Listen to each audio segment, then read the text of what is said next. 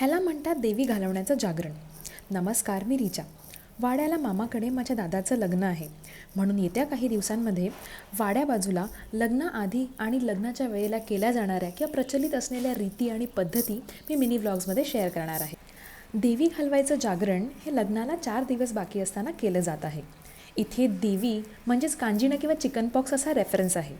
आपल्याला कांजिणं येऊन गेल्यानंतरच ते जागरण करायचं असतं, पण ज्यांचं राहून गेलेलं असतं त्यांच्यासाठी गवळी आणि भगत यांना घरी बोलवून लग्नाआधी हळद लागायच्या आधी हे जागरण केलं जातं.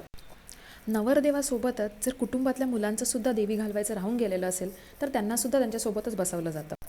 देवीच्या पूजेसोबतच टाळ, ढोलकी आणि पारंपरिक गाणी म्हणत हा प्रोग्राम केला जातो.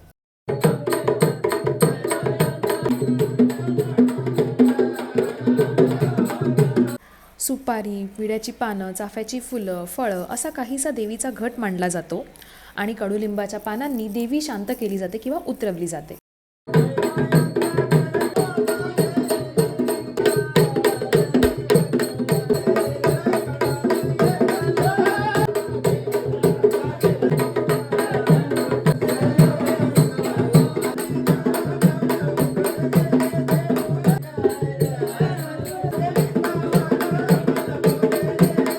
पुन्हा भेटूया पुढच्या मिनी व्लॉगमध्ये.